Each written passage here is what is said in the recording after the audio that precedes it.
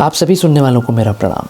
कभी भी अगर आपको ऐसा लगता है कि आपको जिस तरीके से अपनी बात रखनी चाहिए अगर आप वैसा नहीं रख पा रहे हैं, आपका जो कॉन्फिडेंस है, विल पावर है, वो कहीं ना कहीं कमज़ोर है, आपको सब कुछ पता होने के बावजूद भी आप अपनी बात नहीं रख पाते हैं, आपके अपने ही फैसले या अपनी कोई चीज़ें फंसी हुई हैं और आप वही नहीं मांग पा रहे हैं, तो कहीं ना कहीं आप ये मान के चलिए कि आपकी कुंडली में सूर्य देवता कमज़ोर है। सूर्य देवता जो हैं वो हमारे कॉन्फिडेंस, हमारे विल पावर, हमारे तेजस के कारक होते हैं और जब भी ये कुंडली में कमज़ोर होंगे तो आप ये मान के चलिए कहीं ना कहीं आपका विल पावर और कॉन्फिडेंस डगमगाएगा। साथ ही साथ जो लोग ये चाहते हैं कि उनकी कहीं ना कहीं गवर्नमेंट जॉब लगे, अगर वो गवर्नमेंट जॉब में हो तो उनको प्रमोशन मिले या वो मनचाहा ट्रांसफ़र चाहते हैं तो भी उनको सूर्य देवता को ज़रूर प्रसन्न करना चाहिए। और सूर्य देवता को प्रसन्न करने के जो सबसे आसान तरीका होता है वो होता है सूर्य देवता को अर्घ देने का। तो आज हम बात करेंगे कि कैसे आप सूर्य देवता को अर्घ दे सकते हैं। देखिए, सूर्य देवता को बहुत सारे लोग जल देते हैं, अर्घ चढ़ाते हैं, पर आज हम आपको बताएंगे कि सूर्य देवता को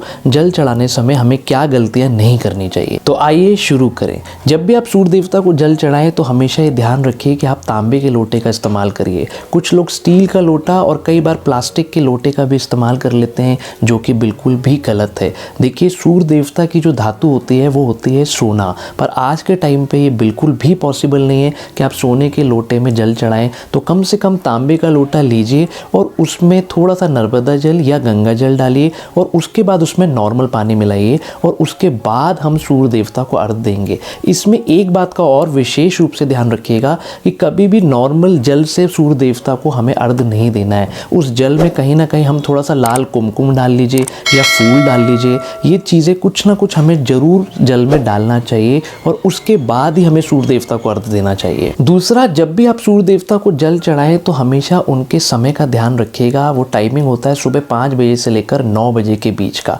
आप इसके बाद भी जल चढ़ा सकते हैं, पर कोशिश करिए कि अगर आप 5 बजे से लेकर सुबह 9 बजे के बीच में चढ़ाते हैं तो ये सबसे अच्छा समय माना जाता है। क्यों? क्योंकि 9 बजे के बाद जो है सूर्य देवता वो दक्षिण की तरफ यानी कि साउथ की तरफ में चले जाते हैं और यहाँ पर इनको जल नहीं चढ़ाना चाहिए। तीसरा है कि जब भी आप सूर्य देवता को जल चढ़ाते हैं तो आपका हाथ हमेशा थोड़ा सूर्य देवता से ऊपर होना चाहिए। इनकी किरणों से हमें सूर्य देवता को देखना है और सही मंत्रों का उच्चारण करना है। देखिए, सूर्य देवता के 11 मंत्र होते हैं, पर बहुत कम लोगों को ये बातें पता है। वो किसी भी मंत्र से सूर्य देवता को जल चढ़ाते हैं, आपको ऐसा नहीं करना है। इसमें एक बात का विशेष रूप से ध्यान रखिएगा कि मंत्रों का सही उच्चारण करना है। एक विशेष मंत्र है जिससे आपको सूर्य देवता को जल चढ़ाना चाहिए, जिससे सूर्य देवता सबसे जल्दी प्रसन्न होते हैं। वो मंत्र है ओम घड़ीम सूर्य आदित्य योम।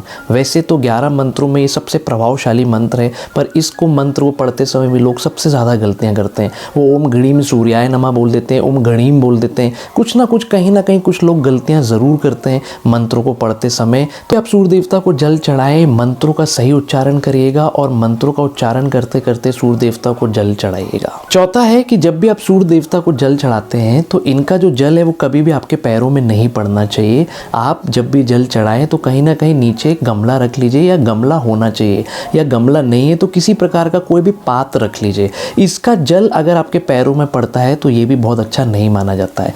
सही तरीका ये है कि जब आप जल चढ़ाएं तो जो आपका जल जिस गमले में गिर रहा है उस गमले की मिट्टी का तिलक हमें अपने मस्तिष्क में जरूर लगाना चाहिए। पांचवा है कि कई बार लोग बिना नहाए भी सूर्य देवता को अर्घ देते हैं, जो कि बिल्कुल ही गलत है।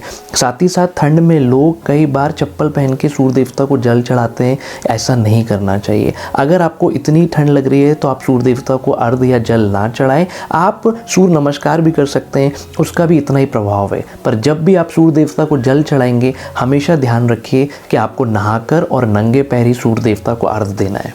देखिए, सूर्यदेव जो हैं वो ग्रहों में राजा माने जाते हैं और 9 ग्रहों में जिनमें सबसे ज़्यादा पावर है वो है सूर्य देवता। ऐसा भी माना जाता है कि जो जंगल का शेर है वो जंगल में कहीं पर भी हो, पर सुबह 3 बजे से 5 बजे के बीच में वो उस तरफ मुँह करके बैठ जाता है जहाँ से सूर्य देवता उगते हैं, इसलिए वो इतने शक्तिशाली होता है और जंगल का राजा माना जाता है। अगर आपके पिता से नहीं बन रही है, आपके शरीर में हड्डियों में ज़्यादा दर्द होता है, अगर आप ऑफिस में काम करते हैं, पूरी मेहनत के बाद भी आपको मान सम्मान नहीं मिल पा रहा है, कॉन्फिडेंस लेवल लूज़ है और ख़ास तौर पे जो आपका विल पावर होता है वो उठ नहीं पा रहा है या उस लेवल पे आपका विल पावर नहीं है, तो ये सारे जो कारण होते हैं वो केवल एक ही ग्रह रूल करता है, जो है सूर्य देवता। तो सूर्य देवता को वैसे प्रसन्न करने के बहुत सारे उपाय हैं, पर जो सबसे अच्छा और सटीक उपाय माना जाता है वो माना जाता है सूर्य देवता को अर्घ देने का। तो जो आज हमने आपको बताया है, आप बिना ऐसी गलती करे हुए सूर्य देवता को अर्घ दीजिए। देखिए, सूर्य एक देवता है जो इतनी जल्दी प्रसन्न नहीं होंगे। बहुत सारे लोग ये बोलते हैं कि भैया हम बहुत समय से सूर्य देवता को जल चढ़ा रहे हैं पर हमें इसका किसी प्रकार का कोई रिजल्ट नहीं आ रहा है। आप बहुत अच्छे से एनालिसिस करिए कि जब भी आप सूर्य देवता को जल चढ़ाएंगे या तो मंत्र गलत बोल रहे होंगे या गलत टाइम पे चढ़ा रहे होंगे या कुछ ना कुछ गलतियां त्रुटियां जरूर कर रहे होंगे। कोई व्यक्ति नियमित रूप से 3 महीने तक सूर्य देवता को प्रॉपर तरीके से सही मंत्र बोलते हुए भाव और श्रद्धा से जल चढ़ाएगा, उसके जीवन में कहीं ना कहीं तरक्की जरूर होगी। उसका कॉन्फिडेंस लेवल, विल पावर, उसके चेहरे में आपको तेज जरूर देखने को मिलेगा। आप एक बात का और ध्यान रखिए कि जो आपके सूर्य हैं वो आपके पिता माने जाते हैं। अगर आप अपने पिता से बहुत अच्छी बात करते हैं, उनका मान सम्मान करते हैं, उनका आशीर्वाद लेते हैं, तो भी कहीं ना कहीं आपके सूर्य मजबूत होते हैं। आप हमारे साथ जुड़े रहिए, मैं काम की बातें लाता रहूँगा। तब तक के लिए नमस्कार।